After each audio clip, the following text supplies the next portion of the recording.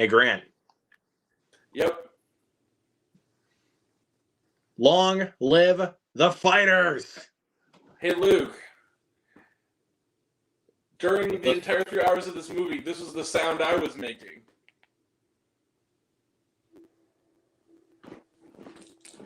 Oh, oh, oh, oh.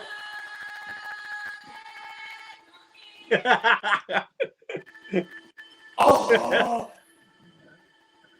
Yes. That was the sound of my orgasms. Anyway. Oh, yeah, Austin Butler. Oh, yes. So I'm gonna foil your Ratha. So, what's up, everybody? Welcome back. Welcome to another spoiler review. This is not a spoiler review, in the sense that we're talking shit about a movie like, Nun 2, Night Swim. All that. Wait a second, what? I thought we were praising this one. This is a praise. Okay. Oh, this is a because you wanted to do this as a spoiler review, like. Hey, Luke. You're wrong about Spaceman, homie. It's okay to admit it. Spaceman was actually good. Nah, I didn't like it. Can you at least give me this? The visuals looked amazing. It was well done. I can give you that. The visuals are great, and the performance. Oh my god. Just the movie as a whole, for me, just didn't really work. Okay. Anywho. So, but we're not here to talk about Spaceman. If you guys couldn't tell by the background of the title of the video, we're talking about Dune Part 2. I'll say this about Spaceman. It was better. It was a better version of ISS than ISS was. Oh! Blam. I liked ISS. I'm sorry. ISS was not good, but okay. That's fine. I liked it. But let's get back to Dune Part 2, please. So, yes, if anybody doesn't know, Dune Part 2, you guys are living under a rock. Obviously, this is a sequel to Dune Part 1. Once again, directed by Denis Villeneuve, a.k.a. masterful filmmaker. A.k.a. Jesus. Yes. The Lord Jesus Christ incarnate. Yes, absolutely. I think can we just quickly just say this before we continue on? This is the best movie so far this year. This and Perfect Days are kind of tied for me at the top. I will agree. But I'm already getting competition for best film of the decade for me after watching this one in theaters. Like, yeah, it's up there. I mean, I'll say this: I love the original Dune. It torpedoes Dune 1 out of the water completely. As far as I'm concerned, it kicks its ass, and it was a good movie. But I love the first Dune. This one, like you said, torpedoes it out of the water. And honestly, hey, look, I got the meme thing.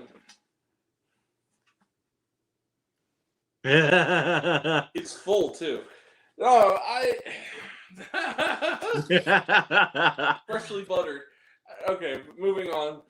But in all honesty, like for me, if I get 3 films that are on the level of Dune Part 2, like that are like at least on the level or better than this movie, yeah. Oh boy, it's gonna be a good year.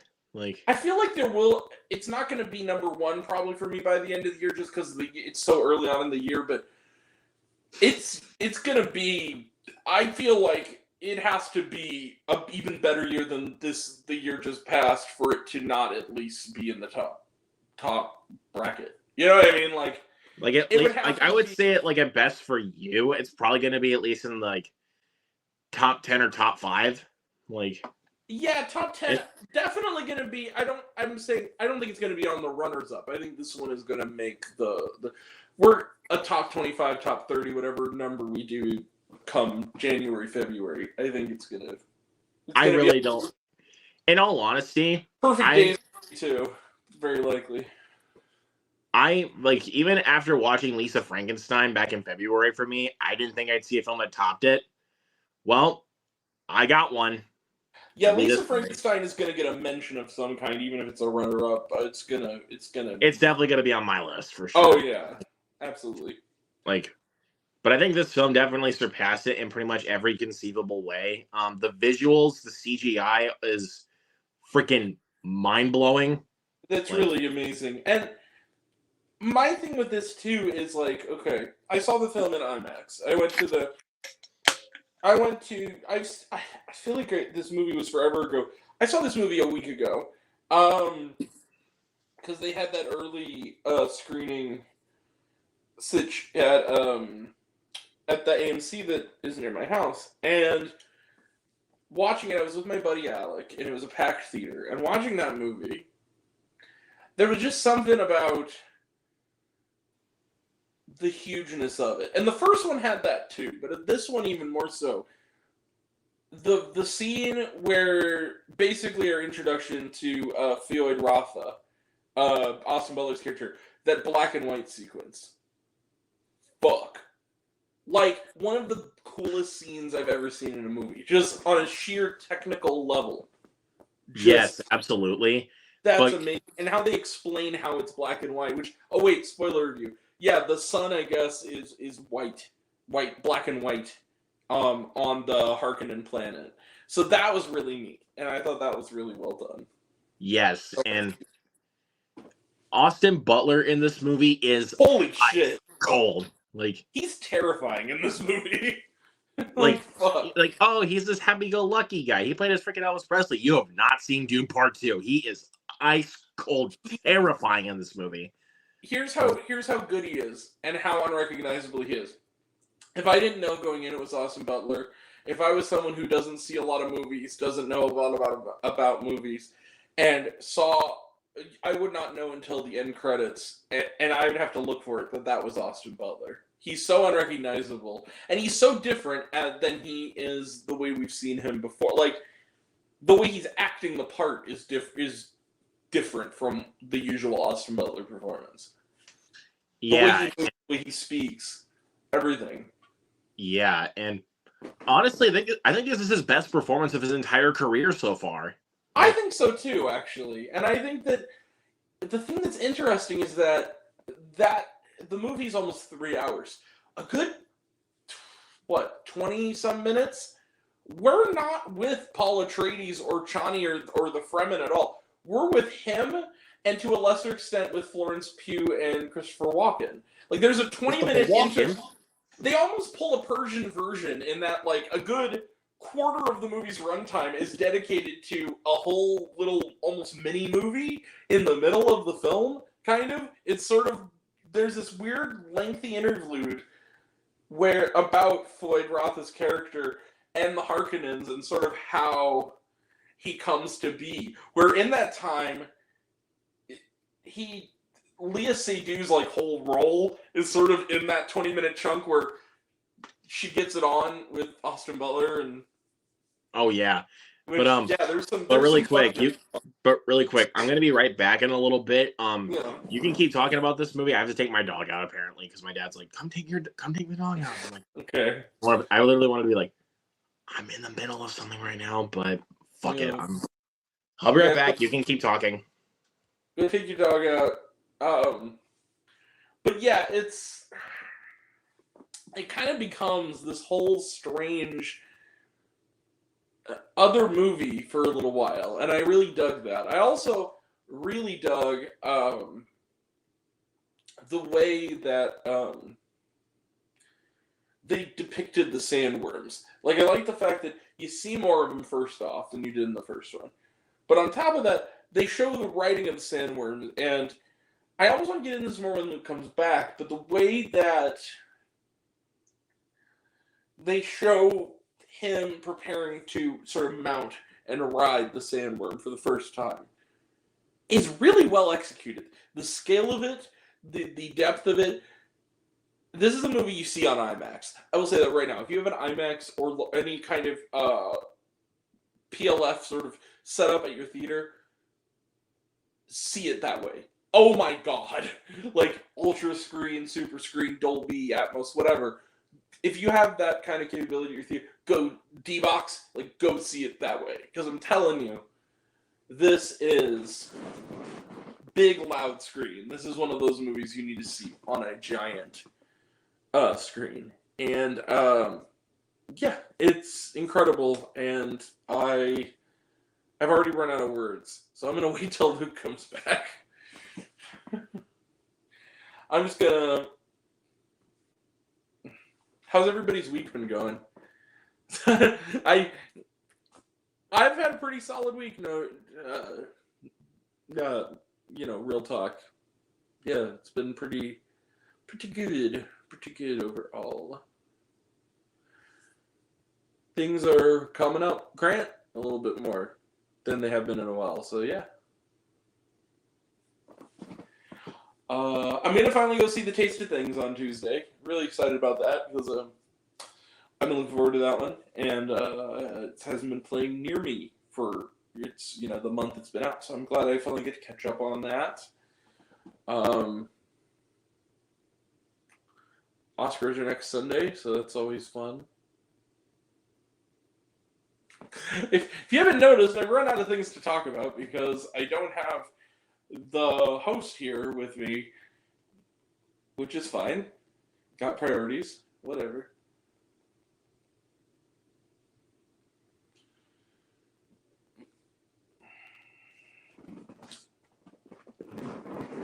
Oh. Oh.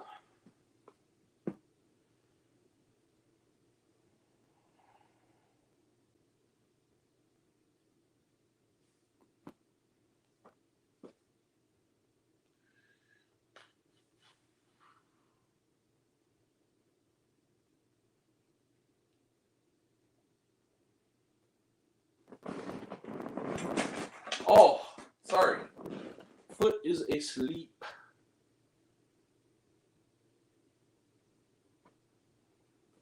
Ah. Gotta shift. My bad. Oh. Oh. It is hard staying in that position for 15 minutes. Almost. Oh.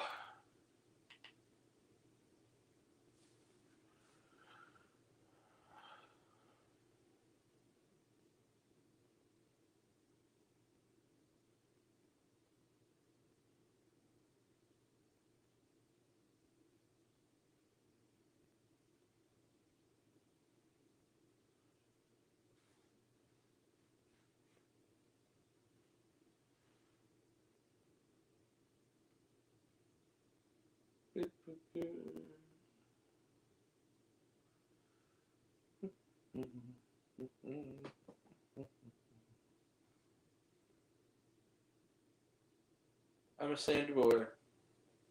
Show me the dunes, babe.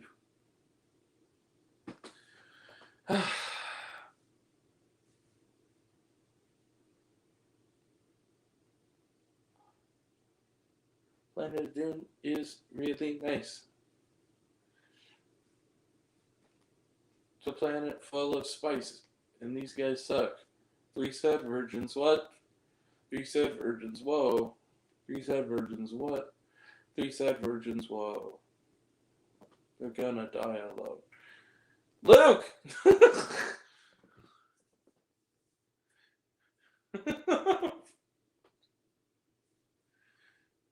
Sorry. Knock Knock Your Bitch's Cabin 2 was about to start.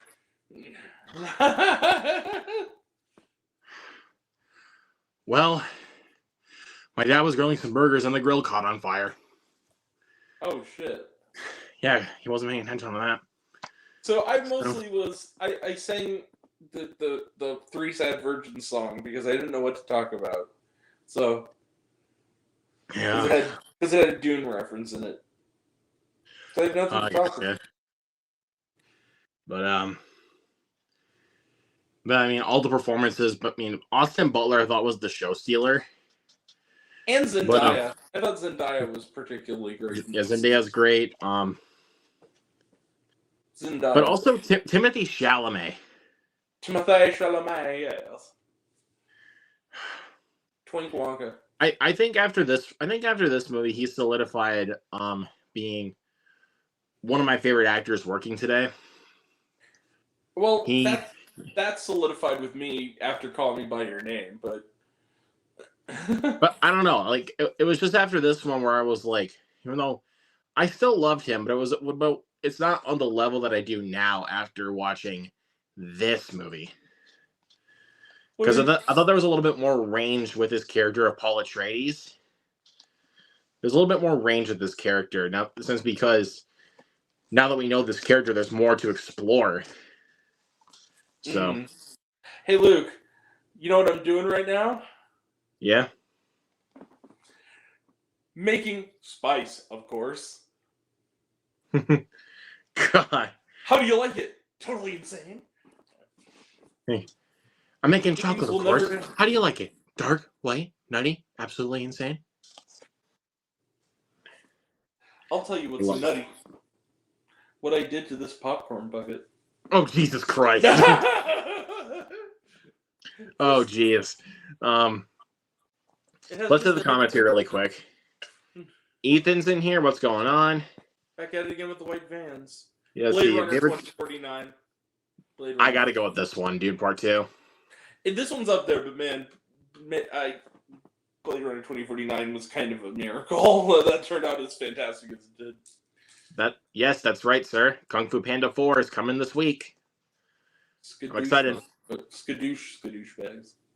Stand back, Grant. I'm gonna kick my butt. Like, oh my god. I cannot wait for that. Hey Judd, how's it going? What's up? Yes, that's true. That's possible because it's been kind of sweeping the awards. It's the favorite to win. By the way, there it is, my tiny sandworm. It's very tiny today. They're going to take him away from me, yeah. There he is. Yeah. Don't try to impress anybody. Nothing fancy. There was a moment where there was an audible gasp in the theater. And it was the moment from a bunch of Dune nuts who knew what was coming next. There was an audible gasp of, it was, I promise I'll love you as long as I breathe. And you know exactly what he's going to do. And they're like... Yep. I mean, the entire cast is great. I mean, even Dave Bautista is also really good in this movie too. Dave Bautista, Josh Brolin, who's hosting SNL next week because of this, and he's kind of barely in the movie, and he shows up like 2 hours. Well, anytime he's in this movie, though, he's still fantastic. I mean, it's Josh Brolin after all. But he's barely in it. Christopher Walken, also fantastic. I'll get you next time, you sandworms. There's gonna be quotes. Was a weak man. Oh man. Like, let me ask you something, Paul Atreides. Like, do you like the sound of crunching wood? I do.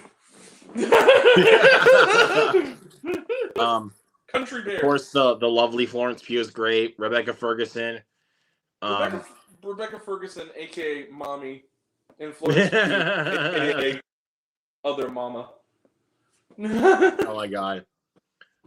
But before we forget, Javier Bardem. Daddy.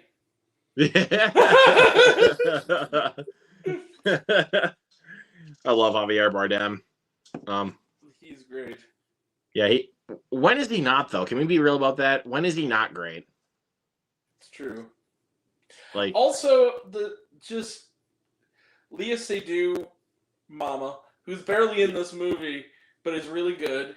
Austin Butler, Stellan Skarsgård, creepy uncle that we don't invite to Thanksgiving anymore. Great. Tim Cham was great. Zendaya was great. Who am I leaving out? I'm leaving somebody out. Oh, can we talk about the thing that we're not supposed to talk about because it's a spoiler review?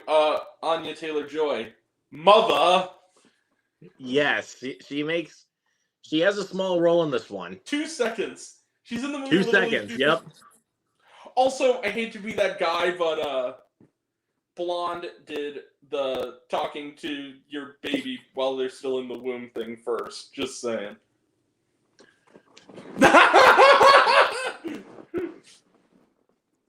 Moving on. But I mean, yeah, like we said, the visuals and also the ending fight scene between Chalamet and Butler. The fact that there's no music was awesome. Yes, and it's also directed with barely any jump cuts and also no shaky cam. The other thing that makes I think this movie work better than the first one, and I love the first one, I should point this out again, is the movie has a cliffhanger, but it also has an ending.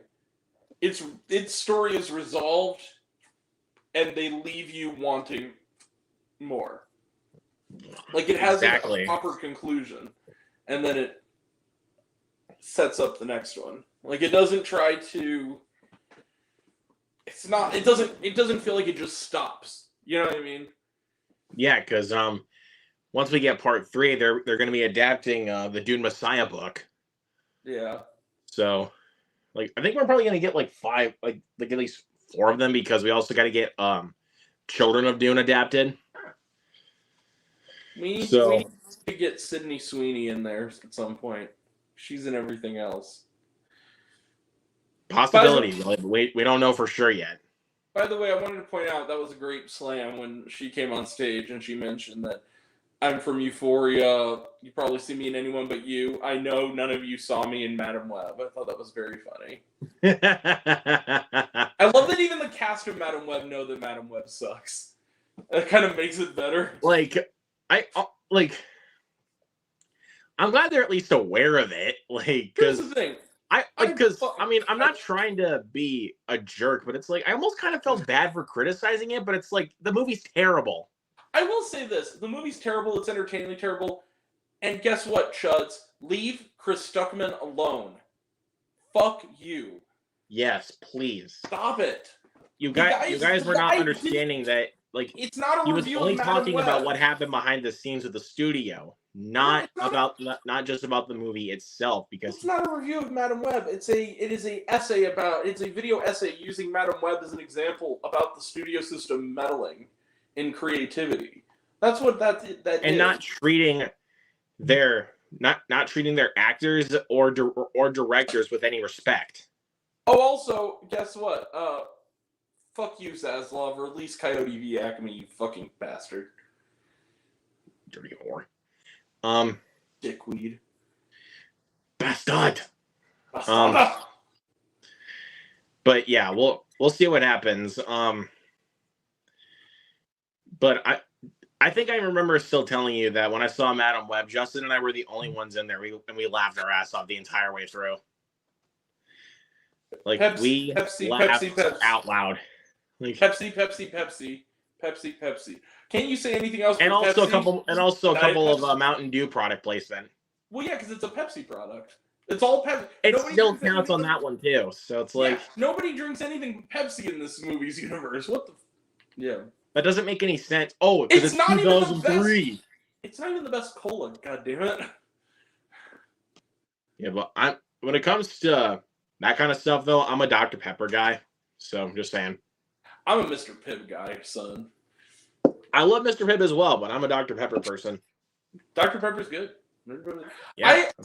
I gotta go though with. I have to admit though, my favorite soda of all is a Pepsi product, and it's Mountain Dew. Mountain Dew's the shit. Mountain Dew is great, man. But I'm just drinking a 2 liter of Mountain Dew. Yeah. All right. But, hey guys, this is my review of Madam Web. All right.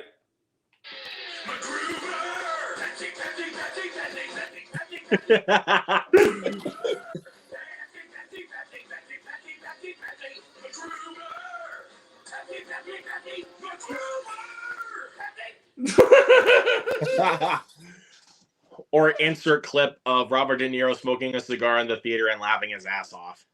No, literally, the joke, it reminded me of that skit, because I can't play the whole skit, but the skit, it's like, Pepsi. It's like, you're such a sellout. Pepsi. Can you say anything else but Pepsi? Diet Pepsi. But also, this is my review of Madam Web. Insert clip of Robert De Niro smoking a cigar and laughing his ass off in the theater. Hey Luke, have you met my friend Ben Parker? 10-second pause, waiting for audience reaction. Mm. You get it? It's a Spider-Man movie. You get it? Ben Parker. Oh, yeah, I get that. Spider-Man Easter egg. This is my sister-in-law, Mary Parker. Oh, hi, Emma Roberts. Oh, she's pregnant. Oh, that he just keeps jumping around in there. Don't say Peter. Don't say Peter. Don't say Peter. The movie's too. Oh my god. Oh my god. That movie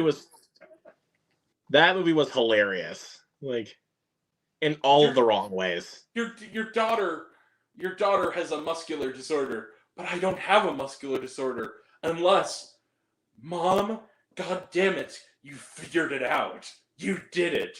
I don't have a muscular disorder anymore. I'm Dakota Johnson. You know me. What the fuck is this movie? Dude, it's so terrible, but it's so funny.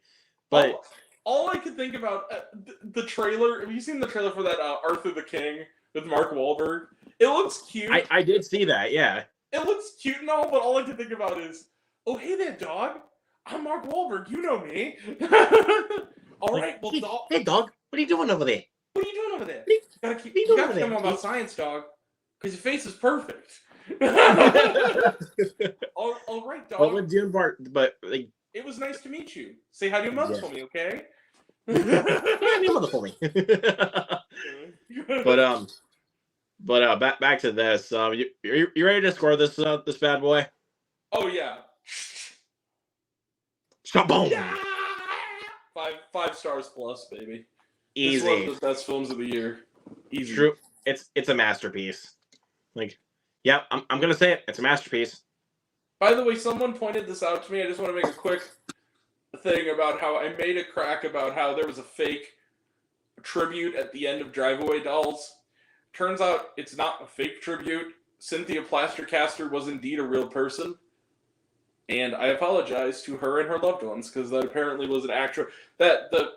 I guess I'll just say it. Miley Cyrus's character is named Cynthia Plastercaster, who is actually a real person. I thought that it was a parody. I thought that it was like an in-joke, that at the end they pay tribute to her. No, she's an actual person who actually died in 2022. So my apologies. Yeah. I was not aware of this. All right. I'm gonna hey Grant. Yes.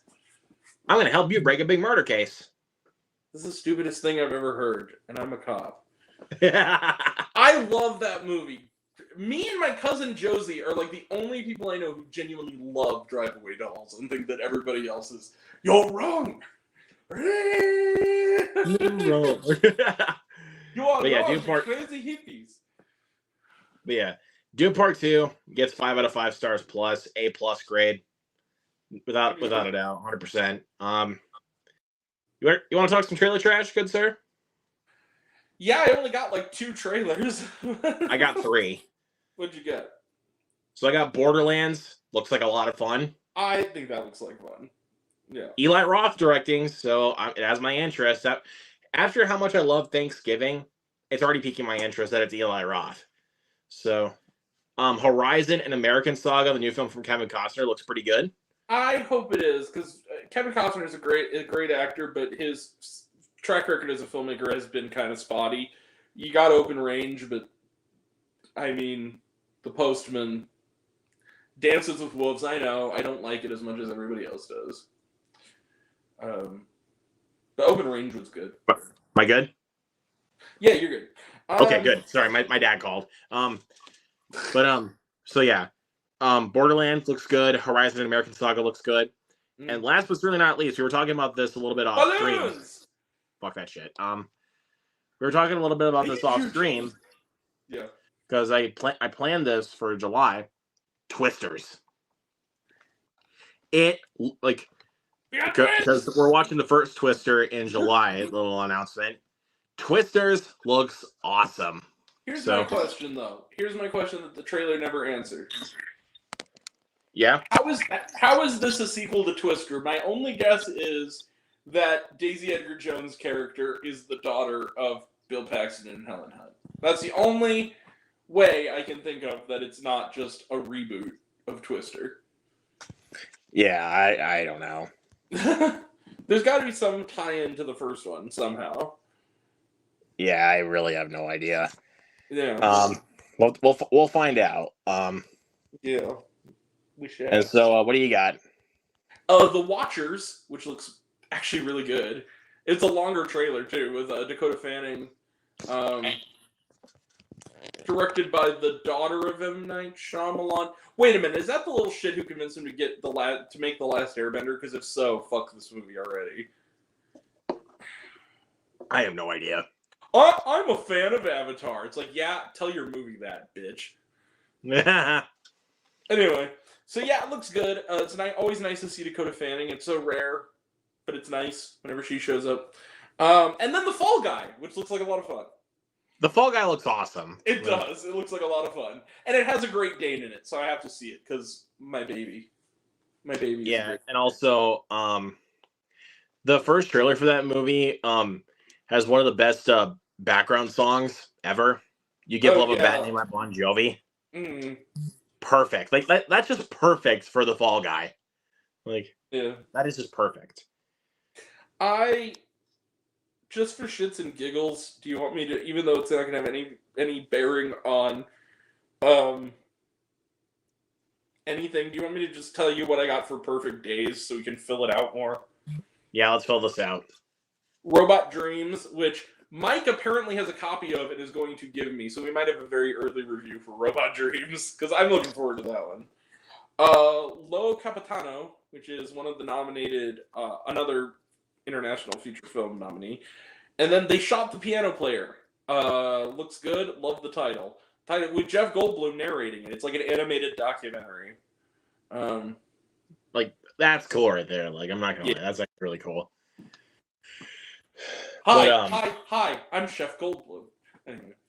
I'm Jeff Goldblum. Tim and Eric's $1 billion movie. You were gonna have dinosaurs on your dinosaur tour. Life finds a way. Dino DNA. Hey, Luke. Yeah, but your scientists spend so much time wondering if they could. They never start to think that they should. Yeah. And you've taken this, and before you even knew what you had, you patented it and packaged it and slapped it on a plastic lunchbox, and now you're selling it. Yeah. Must go faster. Also, to kind of fill that out, can I tell you the trailers I got in front of both Madam Web and Ordinary Angels? Sure. So I'm gonna go Madam Web first. Kung Fu Panda 4, we're getting that this week. It still looks like a lot of fun. Fuck yeah. The Garfield movie, I don't care what y'all say, it looks good. The animation's great. I can't lie about that. The animation's great. It looks like fun. And Ghostbusters Frozen Empire. Besides this one, the Dune Part 2, probably, I think Ghostbusters Frozen Empire is my most anticipated movie of March. Like, if I'm going to be completely honest with you, it looks really good. With a couple of movies, by the way, I started getting the trailer for Kiss the Future and Kiss the Future and Drive-Away Dolls. Was it Drive-Away Dolls? No, it wasn't Drive-Away. And I almost forgot about Ordinary Angels. I'll cover that one quick. Oh, it was Drive-Away Dolls. No, Back to Black. I got the trailer for that. Man, that looks good. I got that in front of Lisa Frankenstein. I didn't get any trailers in front of Lisa Frankenstein. They forgot our trailers in front of Lisa Frankenstein. I know. Yeah. I knew that from the reviews. So it looks really good. I love Amy Winehouse, so I'm there. And for Ordinary Angels, I got Arthur the King. It looks really good. Looks really inspiring. Unsung Hero. That one actually looked kind of interesting. It does. I gotta be real with you. I kind of hated the last line of the trailer. Not because, okay, let me put it to you this way. I thought it was delivered really poorly by that actor, and I looked it up, and I was like, oh, it's because it's the singer. He's, like, playing his own dad in it, and like, oh, that's why. That scene at the end. Yeah, but I mean... it looks cute. Like, I don't know. Maybe it could be a big surprise like Ordinary Angels, but who knows? It's the same team. I'll say this. No, but yeah, that was just kind of, that's the epitome of chubby, was at the end when the two boys, who I guess are the band now, I don't know what the fuck happened to the sister, and maybe she died or something, I don't know. But at the end, because they introduced the trailer in my screening of it, at the end, it's like, I want to do a concert too, Daddy, so do I. It's like, get in line, boys, and then it cuts to like footage of them on stage, and it's just like, that's really corny. Yeah, and lastly, for the Ordinary Angels trailer pack, the movie that we're talking about, Dune Part 2. I got Dune Part 2 after I saw Dune. I got it with the Oscar shorts, both of them. I got Dune Part 2. I didn't do a video on them, so I just like... That's funny. But I also find it's really weird because I keep getting trailers for... I know that's going to be a pattern now, but I keep getting the trailer for the American Society of Magical Negroes, and I keep having to say, we already reviewed it. I saw it at Sundance. It's such a weird... But one movie that's on the coming soon list for my theater that I'm happy that they might be getting, like keyword, might be getting. Who knows? They could just possibly remove it at the last second. My most anticipated film of the year, Monkey Man. Monkey Man looks awesome. I don't know, man. That is my most anticipated film of the year, like for damn sure. I can't. It looks fantastic. Don't get me wrong. It looks awesome. I just can't stop thinking about Monkey Man. Monkey Man. All I can think about is Hey Arnold. It's Monkey Man. Let's see. They also turned to my newfound. I ran into a friend of mine at Demon Slayer, and I turned to him. I'm like, this is the weirdest gritty reboot of Hey Arnold I've ever seen. Yeah. We got the trailer in front of Demon Slayer. Also, we got the trailer for Boy Kills the World in front of Demon Slayer. That shit looks awesome. But I also do want to say, besides Monkey Man and this movie, the one that we're talking about, Dune Part 2, my most if those let me just say this. If Monkey Man and Dune Part 2 were not coming out this year, my most anticipated film of the year would be Abigail. That looks like fun. That looks like fun. So how do we kill a vampire? Oh, shit. Like, what are we talking about? Like True Blood? The ballerina vampire. Yeah. Also, speaking of people who are everywhere lately, Catherine Newton. It's not a complaint. It's just an observation. She was in Winter. She was in Lisa Frankenstein. She's going to be in this. What else was she in this year? She was in something else this year, too. I'm trying to think of what else, or really late last year. I'm trying to remember. But she's great. I mean, I love Catherine Newton. I do too.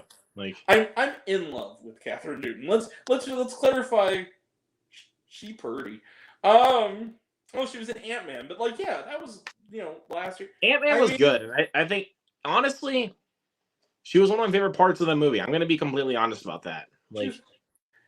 But I'm also gonna say, I'm also gonna say that she's honestly one of the sweetest people out there, because, like I said, I point this out all the time because it's like, did you meet Catherine Newton? No, like I'm talking about something else. Oh, okay. Like I'm talking about this. I pointed this out before, when I did my TikTok first reactions of Lisa Frankenstein. Oh yeah. Yeah, she liked and commented on my TikTok posts, and I was like, how did this happen? Like I was actually really like, I don't know how that happened. Like, yeah, I don't either. I was proud of myself for that. Like, Catherine, if you're watching this, hit me up. Nah, I won. Hey Luke, you know what my response to this is? What? Monkey Man. Oh. Monkey Man. Monkey Man. Oh my god, dude. Monkey Man. That's. I have a feeling if my theater still gets it, they're only gonna allow people that are 18 and older to go see it. Like. Well, yeah, because it's rated R. I hope. Well, not even that. There's rape scenes involved. Like. In apparently. Monkey Man. Yeah, it says that in the reasoning. Like, here, let me Dude. It's on there. Like, let me just take a look. says rated R for strong bloody violence throughout, rape, language throughout, sexual content / nudity, and drug use. Jeez, I didn't know all that was in there. Yep. Gonna be some triggering shit in that movie. But to be fair, though, they didn't really like say much. Like they didn't even like hint at any of that in the trailers. Like that. Like to be fair, they didn't hint at any of that in the trailer. And the trailer for Monkey Man is like about 3 hours, like not 3 hours, 3 minutes. Mm-hmm. So it's a pretty long trailer. Trying to find. But you actually want to know a movie that I hope we don't get another trailer for, because the first trailer actually did show quite a bit. Aww, that's so What? nice. I just found the video that Catherine Newton commented on. Yep. She's cool. Certified cool person. Thank you for that, Catherine Newton. But I do want to say though, the movie that you want to know the movie I don't want to see another trailer for because it did show quite a bit? What? That would be Abigail. That first trailer did show quite a bit.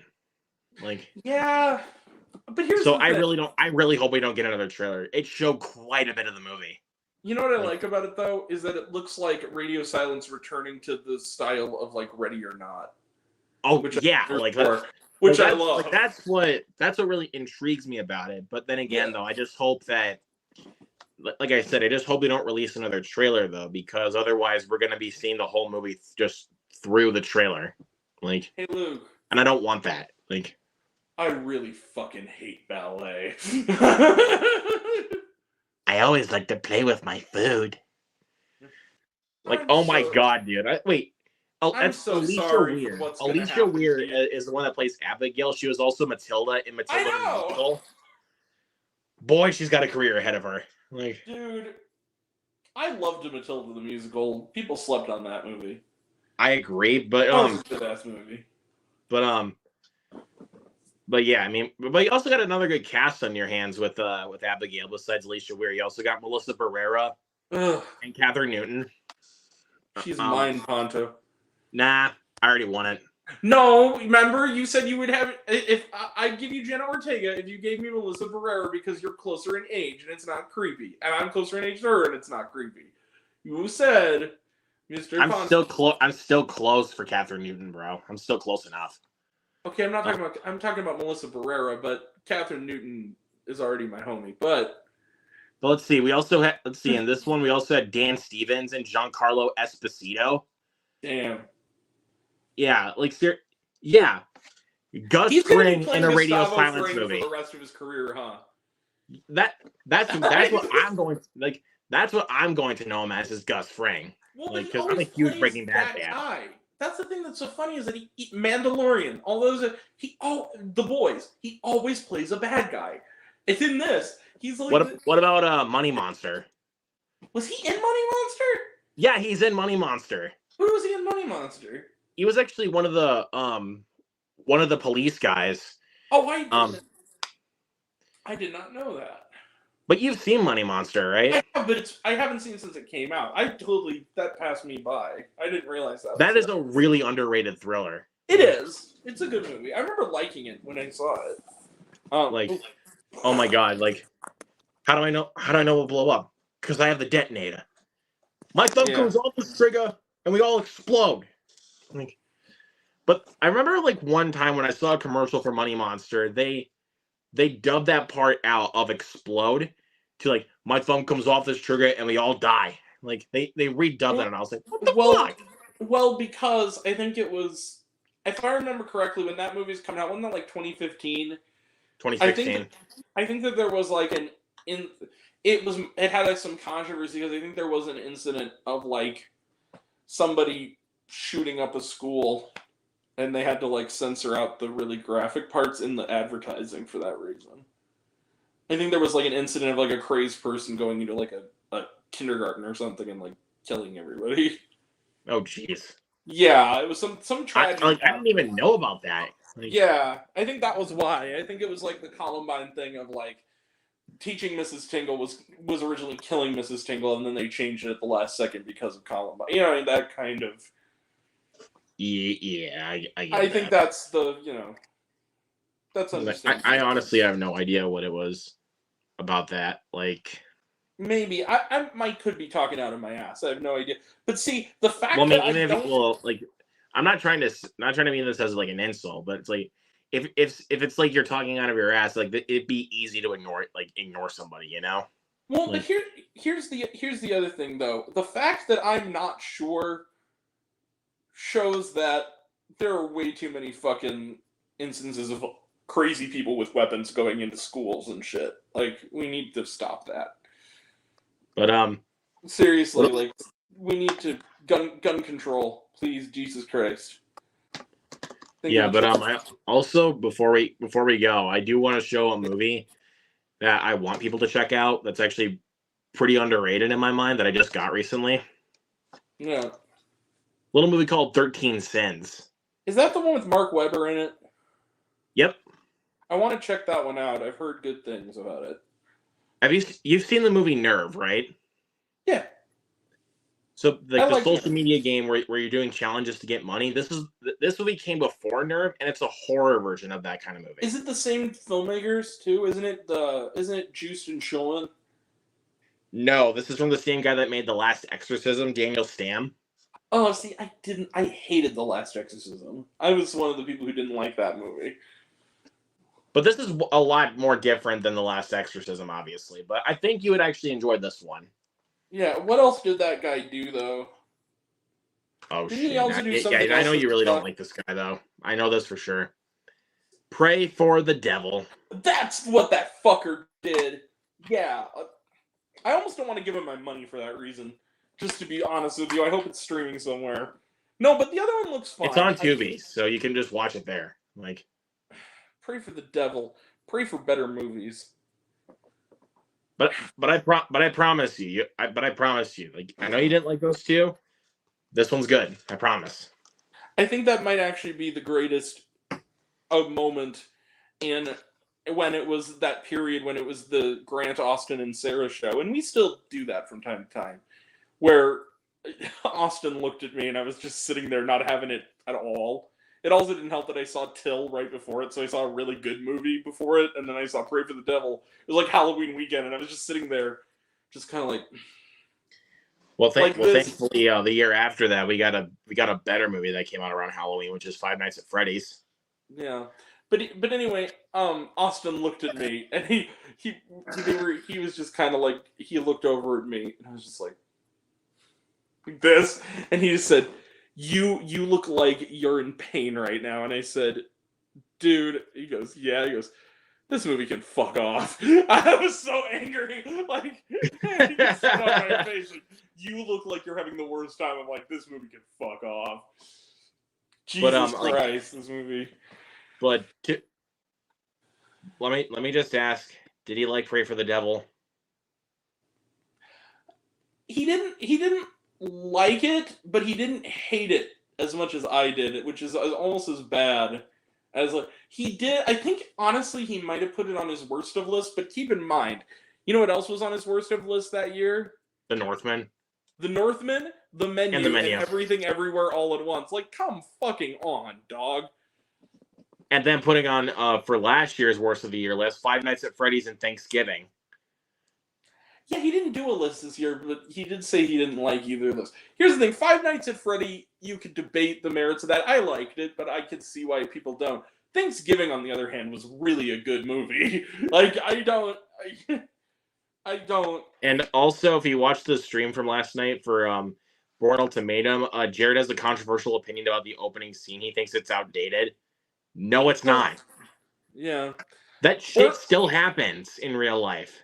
But I can't help but every time I think of Five Nights at Freddy's or Mario, my same issue is with both of them, which is they're pretty good, but the problem is that they're not really movies because it's just a bunch of Easter eggs, which I stand by. But I will say this.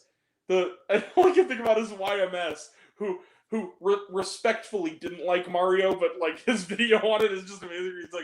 He's like, We need to give upvote this. We must protect our brand. My brand. Oh my God. We must protect the brand. And then it comes to that Team Fortress 2, my brand. Oh my God. Jesus Christ. But yeah, Five Nights at Freddy's. The best thing about that movie was, quite frankly, was Josh Hutcherson. He was really freaking good. I have to give him credit. He was really good. I mean, he's been making a comeback lately. He really has. Seeing this in The Beekeeper. You burned down my $1 million fucking call center. If you guys like Josh Hutcherson and wonder where he's been lately, might recommend. I don't know if it's even on Hulu anymore. It might not be. It might actually be lost media at this point because I'm pretty sure it got taken away with the Great Purge that Disney did. But Future Man was like a series that was on Hulu with Josh Hutcherson, where it was basically like, imagine like it was created by Seth Rogen and Evan Goldberg, and basically what it is like, imagine The Last Starfighter but with dick jokes. And that's basically this show. And it's really funny. Like, I highly recommend. The ending is perfect. Like, it had to be. I was gonna say a run. Like, it was real underrated. I was gonna say, you haven't told me your name yet. I told you what it is already. Fuck you, Mr. Fuck you, and you better fucking remember it. Like, I freaking love Josh Hutcherson. Like, and also like this, like.